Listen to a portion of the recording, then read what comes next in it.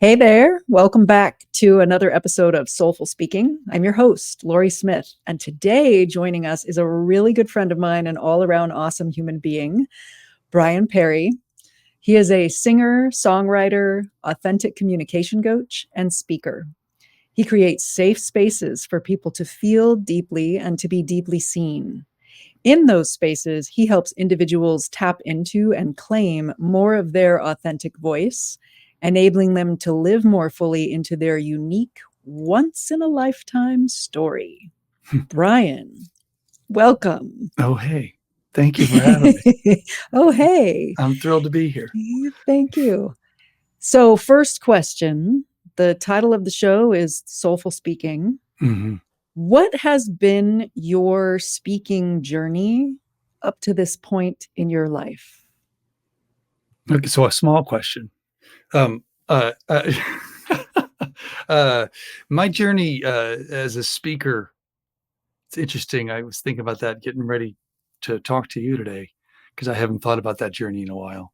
Um, there's an argument to be made that it started back when I was raised Catholic, and when I was young, I was a lector at church, which is to say that they do readings during Mass from the Bible, and I would go up and read.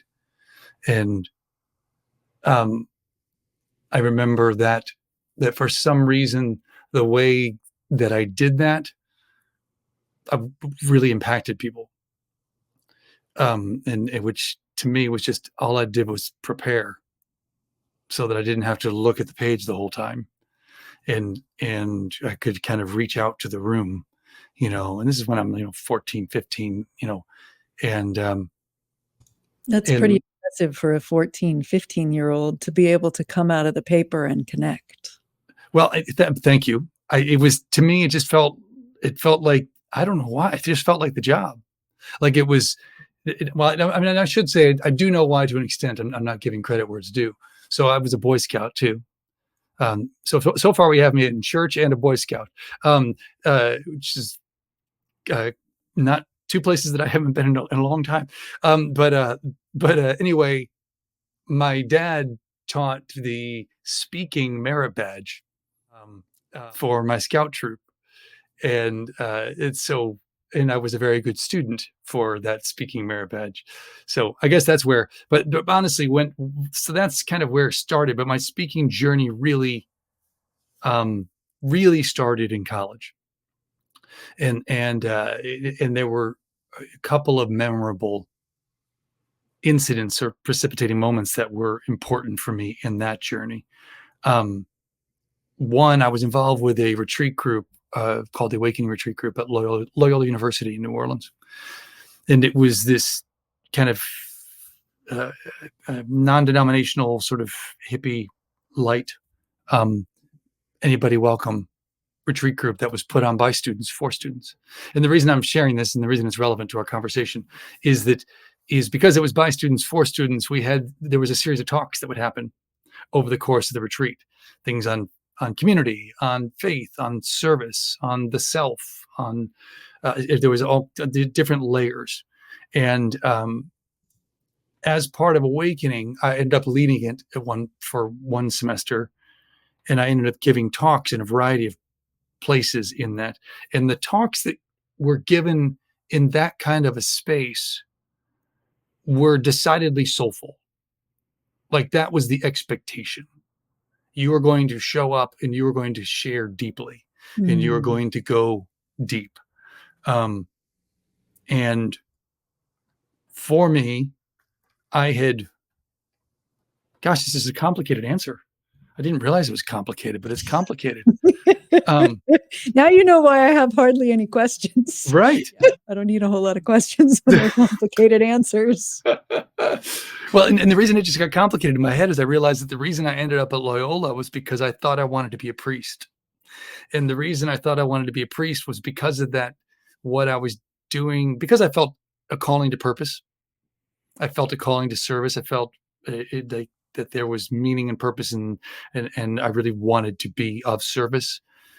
Sitting in church and hearing church hymns like "Here I Am, Lord," felt like it was speaking directly to me. And And the response that I got from being the lector was such that the community really was kind of nudging, this is the direction you should go. And so I felt that kind of call to serve.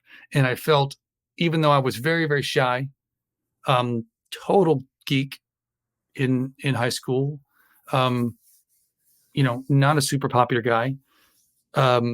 Something in me said, I can speak. And when I got to college and I found this retreat group, I think it was the reason I backed up to say that is that there was an intersection between that inner priest, during a time in my life when I was leaving the church and decided that wasn't for me, um, on account of things like, you know, sex and and and, and just I just felt like I didn't like the systems, but that's not what this podcast is about. So yeah, the experience of serving on that retreat, being called upon to give talks that would come from a place that was like, what's been my journey of becoming, and how Mm. might that be relevant to you? Mm-hmm. How can I serve you in this moment? How can I wouldn't have used the language of help you feel seen at that point, but that's what I was doing. Um, Mm-hmm. I had a roommate in college who, um, we had these wildly different backgrounds. I had grown up in upstate New York, in suburban, like right on the edge of rural, like the neighborhood that I grew up in wasn't a neighborhood yet, and so I grew up like wandering fields and all that kind of deer in the backyard. And my roommate and dear friend grew up in the projects of New Orleans. And so we had these very, very different backgrounds. And we used to have these amazing conversations, um, late at night there in the dorm. And one particular night, we were having a chat before we were going out.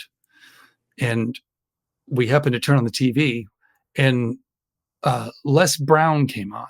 He was a motivational speaker of some sort. And it was one of these things like Wayne Dyer used to be on PBS a lot. It was one of these kind of talks. Neither he nor I had ever seen anything like that before. And we were both supposed to be out somewhere. And we sat there and watched the whole thing. It was like an hour-long presentation. And both of us left that room going, I didn't know that you could do that. Like the way he was reaching people and the way we were both like, we were lit up from his message and just felt like we were walking taller. And both of us, we watched as far as we could before we had to go our separate directions for our evenings. And we just were like, I got to do that. Yeah, I got to do that too. I have to do that. And it was like for both of us, something clicked that, yeah, that's where I'm called to serve. I can do that. I don't know why I know I can do that, but I know I can do that. Mm. So that was kind of my journey. And then it came back when I was touring as a musician. I was touring as a musician, and one summer I was kind of burned out in the music industry, took the summer off, went and worked at a summer camp. It had been a lifelong dream to do. At the end of the summer, they had an international leadership conference, and there was a guy that was supposed to come and sing at that conference, and from town, and he canceled at the last minute. And they said, they're like, what are we going to do? What are we going to do? And I'm like, yo, hey, right here, that's something I could do. And they're like, are you sure? I'm like, sure. And there's like 500 kids, high school and college students, no microphone, outside. And they were like, just sing.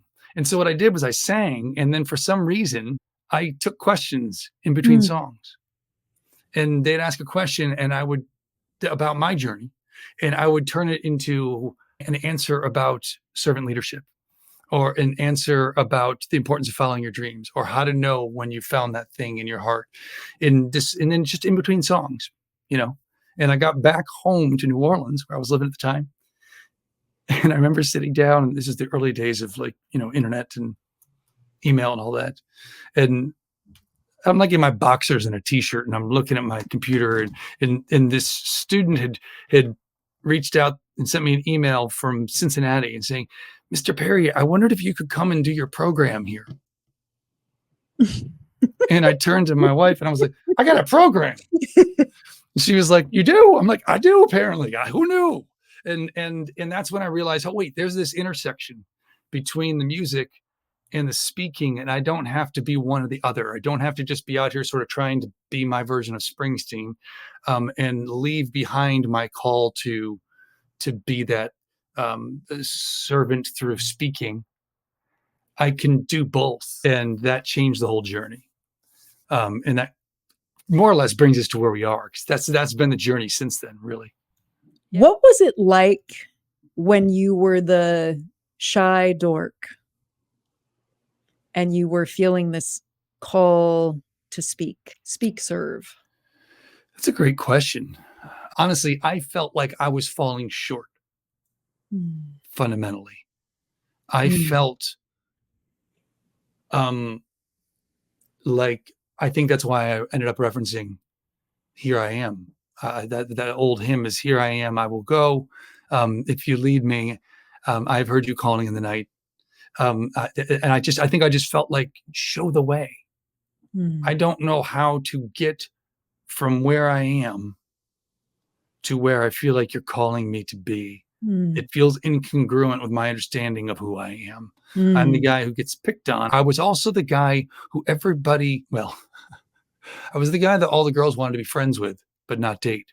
You know, I was the guy who people felt safe to talk to for some reason, that would share their secrets. So I think that's the shy part of me. It was less that I got past the shyness and more that I just felt called to the service, without illusions that anything would come from that, other than that's just what I needed to do.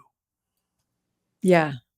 Thank you for sharing that. I love that. I zeroed in on it, and it's probably intuitively why I asked you to do this. I feel like that for a lot of the people who will listen, Right. that like to a part of us, it doesn't make any sense. Yeah. We don't know 100%. how.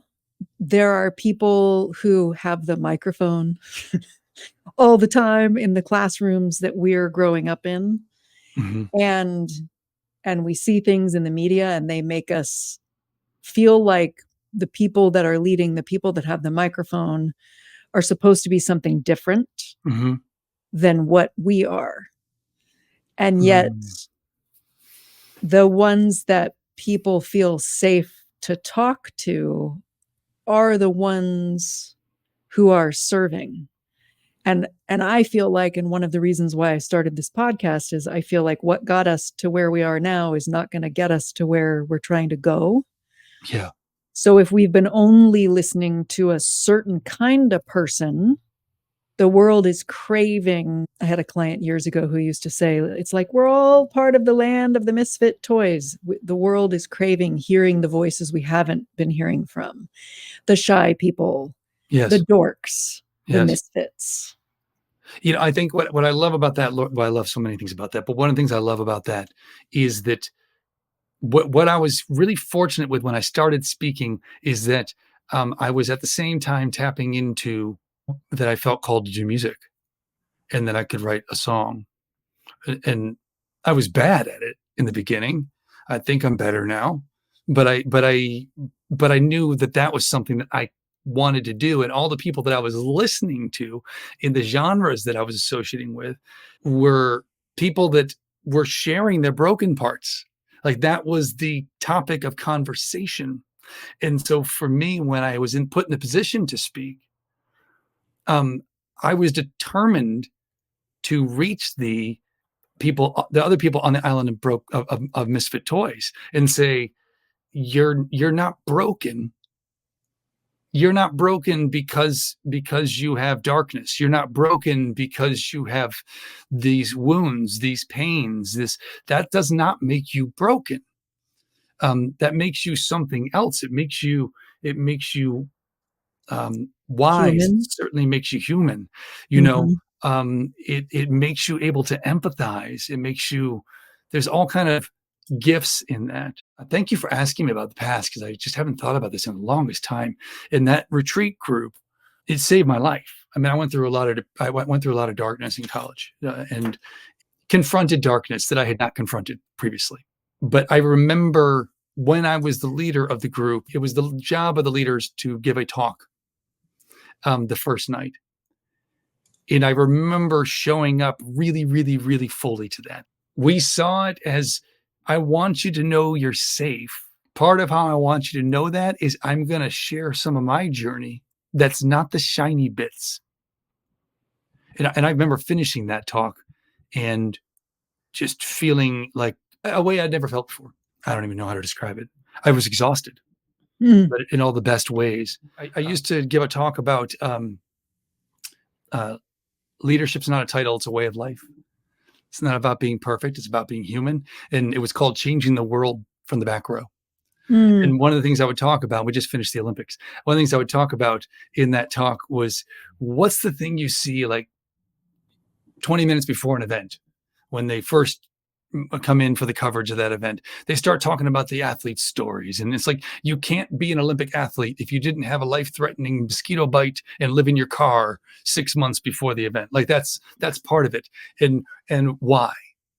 Because we get that they're amazing. We want to know how they're like us. Mm-hmm. And the thing is, when you let yourself recognize, oh, that person's more similar to me, it's on one hand really deeply affirming, and on the other, it raises your responsibility for your own journey. If they can do it, if they can show up this way, not do it to like go accomplish something, but if they can show up in this way, wait a minute, maybe it's not about some special thing. Maybe it's just about deciding to. Yeah. Like not waiting for Permission. the permission, Yeah, 100%. not waiting until you feel ready. Yeah. And I think the more as speakers, I think that's part of what being a soulful speaker is. The more we can show up and say, this isn't about me showing you my shiny bits. Mm-hmm. That's not what this is a talk about. That's not what this is a journey about. Yeah. And the more we do that, the deeper the experience becomes, no matter what happens next.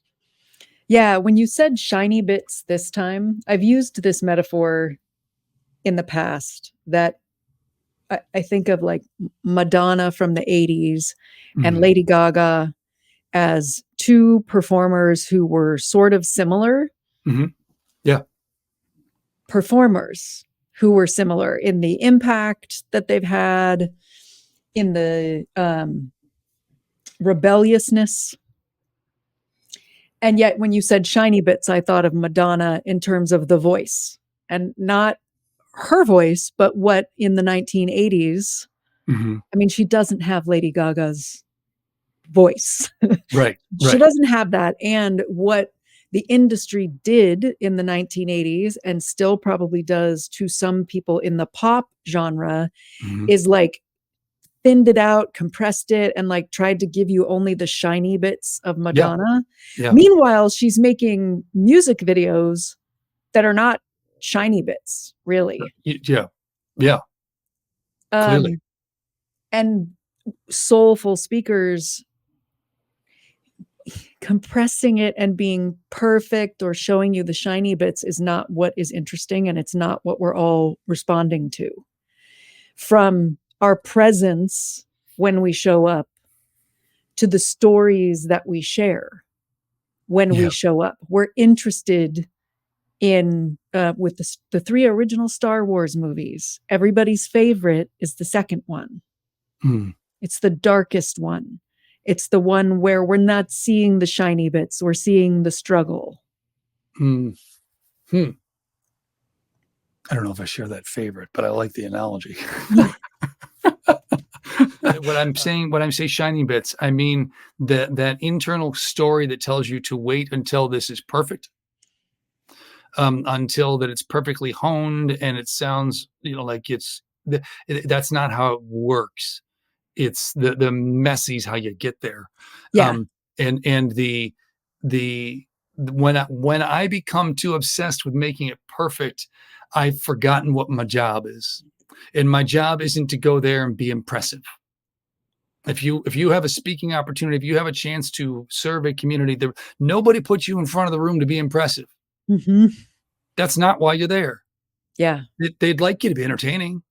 They'd like you to have something that will hold meaning. And yes, they want to walk out with that feeling that you can have after something amazing happens, where the air feels different when you walk out of that theater or that space. Yeah, they want that.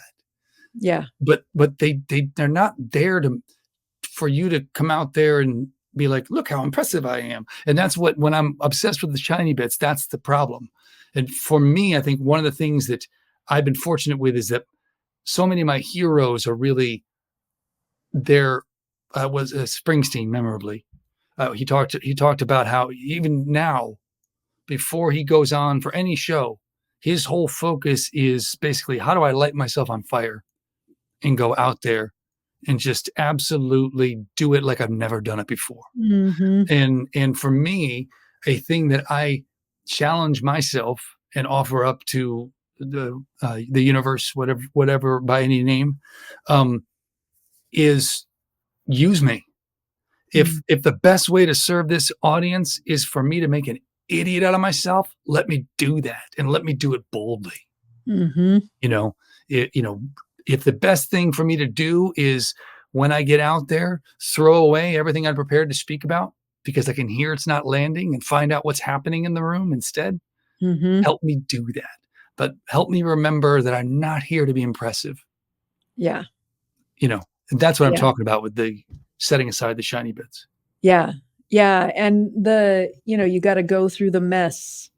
It may look shiny on the outside, Yeah. and most of the time, shiny is probably not the right word, but like, we enjoy it. Like you Yeah. said, there's some funny stuff.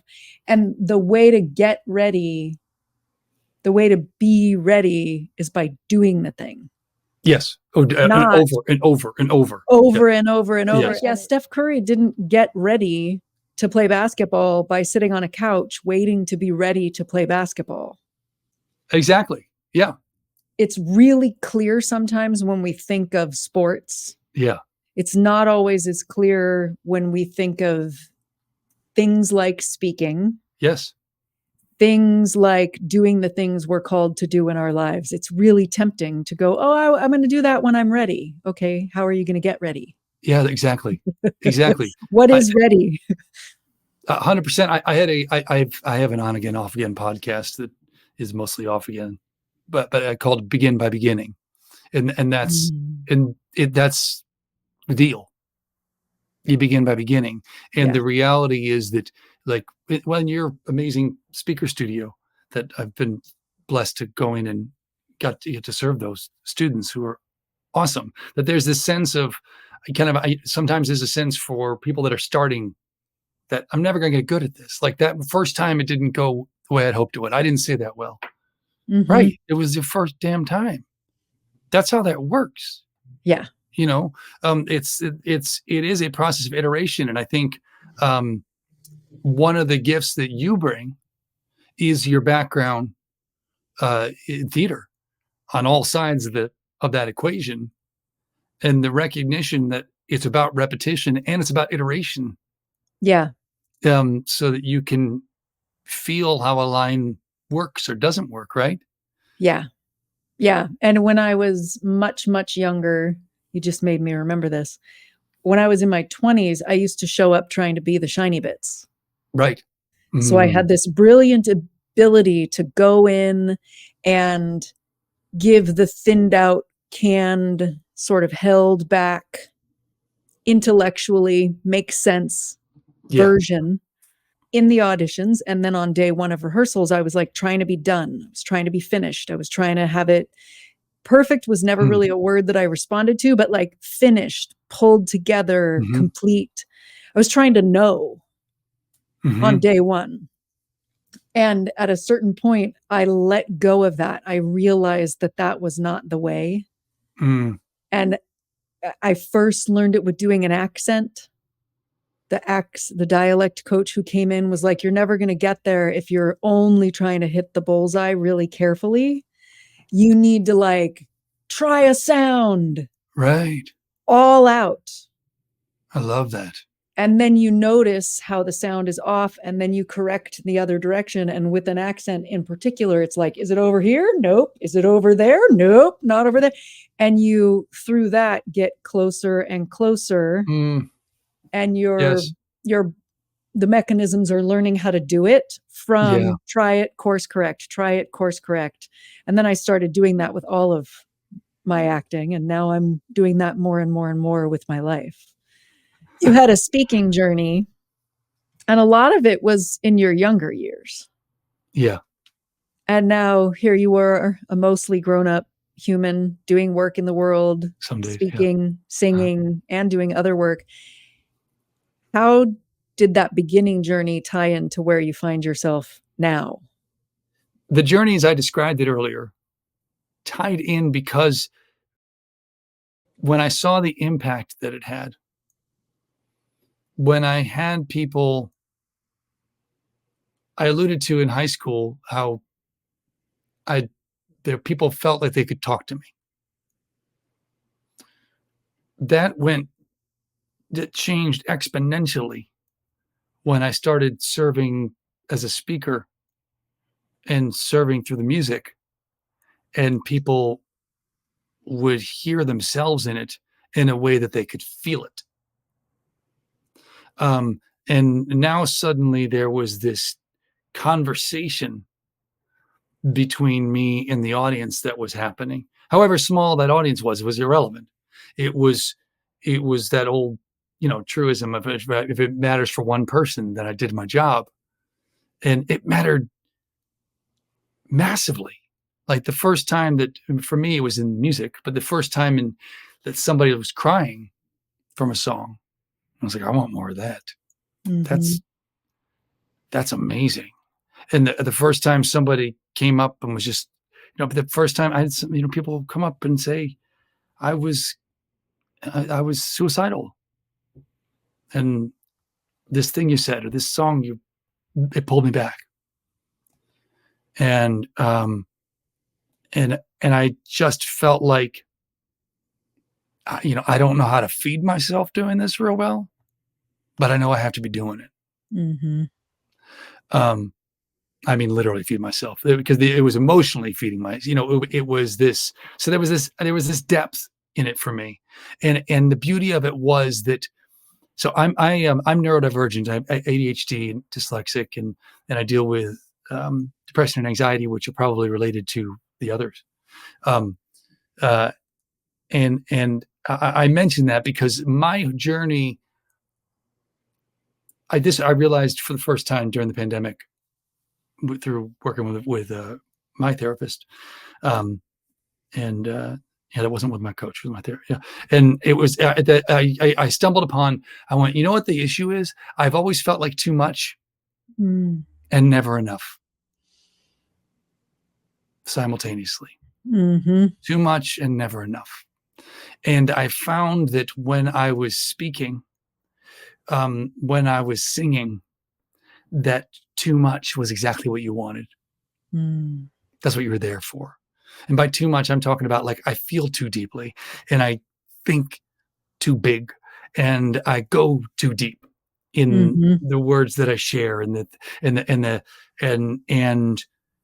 for people one on one sooner or later is God, you're a lot, Mm. but in that space, it was exactly what was called for. And Yeah. it was the way that I could be a healing force in someone's world just a little bit. One of the things that I noticed working with empaths, people who feel a lot, feel Mhm. themselves and feel what other people feel, is if they stop trying to suppress it and hold it in and instead let it exist in the whole room, Yeah. it feels less intense.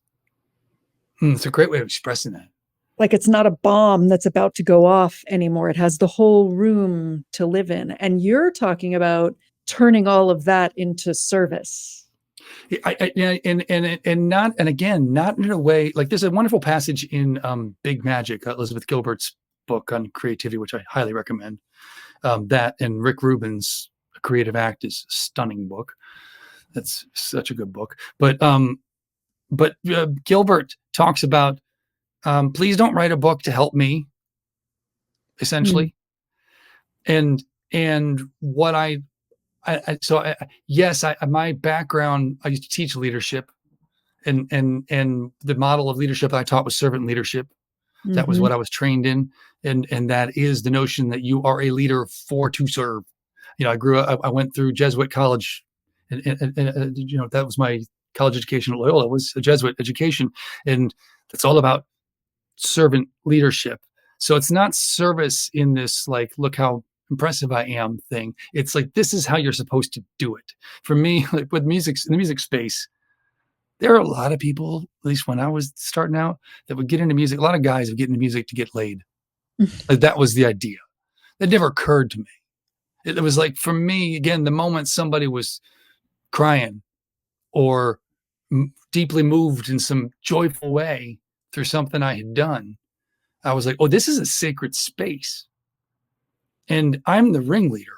I've got to hold the space. Mhm. And I learned very quickly particularly through the music, that the gift was that if I told the truth and I got really specific about that truth, not like I need to share all my problems with you so that you can solve them, but but say the thing that when I get to it, I go, and this comes up in my coaching work as authentic communication coaching, that the I can't say that.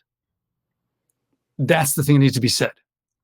And when I hit that thing and I tell the truth, what I found was the more specific, the more true, the more I can't say that it is, the more universal it is without fail.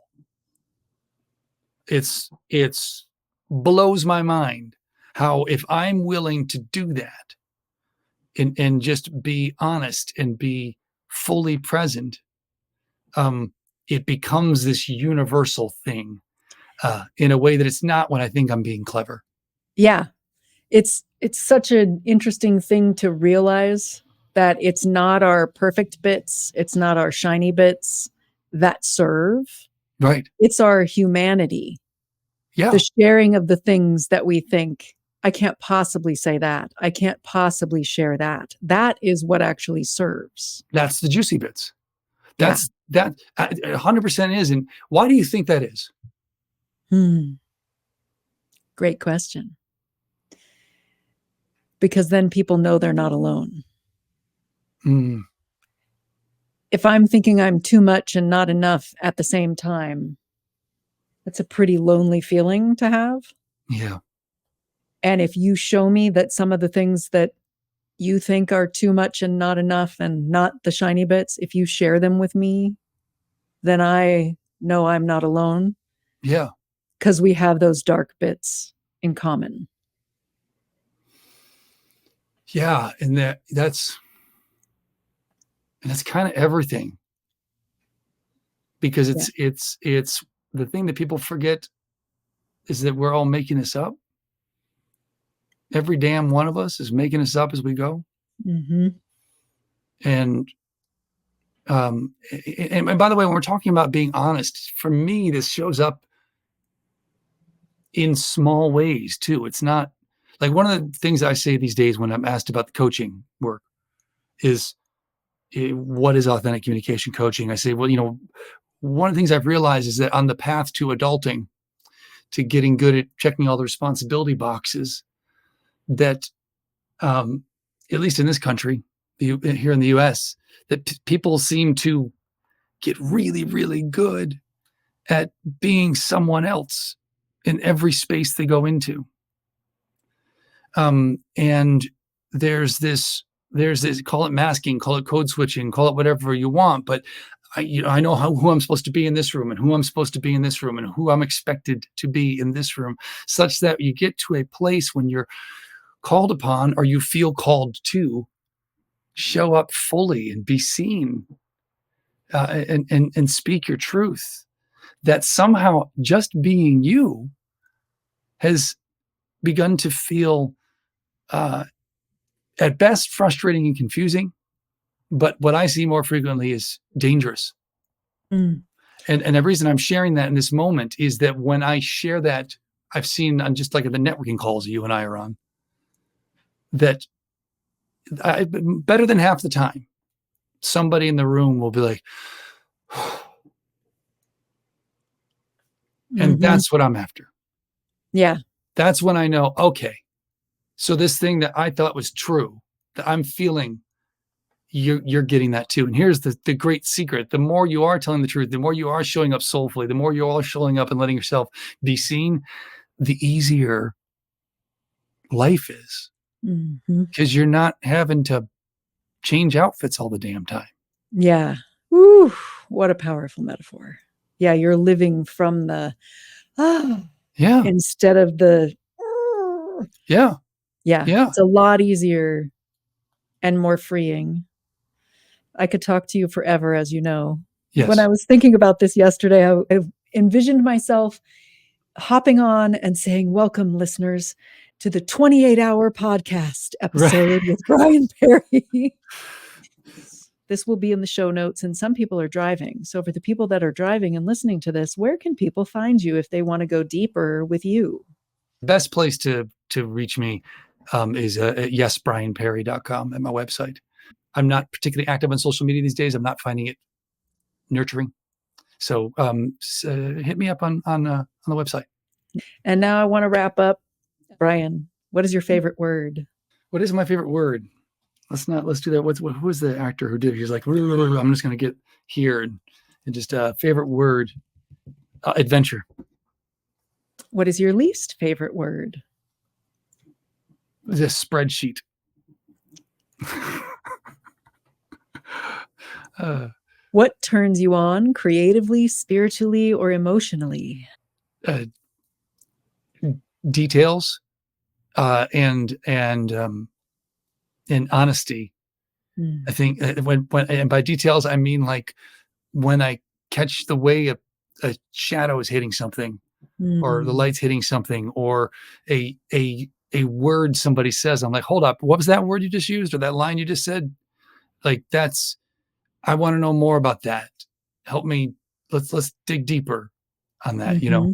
Um, yeah, and honesty, because Mm-hmm. there's nothing, people radiate on a different frequency when they're giving you the truth, Mm-hmm. and it's in the deepest, most meaningful of ways a profound turn on. It's everything, Mm. you know. What turns you off? Well, for sure, in authenticity, it's that kind of love ya thing. No, man, either love me or don't, Mm-hmm. but don't tiptoe around the thing. Get in there. You can be afraid. I get that. Being afraid's okay. Mm-hmm. That's completely okay. But Mm-hmm. it's the faking in a way that holds everything at arm's length, with the notion that someday it'll be safe. Mm-hmm. It's Yeah. not That's not how you get safe. It gets safe by letting it in, and getting hurt, and then learning how not to get hurt, but still be open and be you. And so, yeah, inauthenticity, because we don't have time for that. Tomorrow's not promised, man. Mm-hmm. God damn, give us more to see. Show us you. What is your favorite curse word? Fuck, fuckity, fuck, fuck, fuck, fuck. It's so versatile. It can be all kinds of different. Love it. Use it all the time. You Oh, yes. Speaking of like, do it again, do it again. You've done that one a lot. I have. I've iterated on that. Yeah. It's yes. There's yes. Yeah. Uh, What sound or noise do you love? hmm. Well, the first reaction, two things that come up for me. Honestly, I love the sound of silence ish.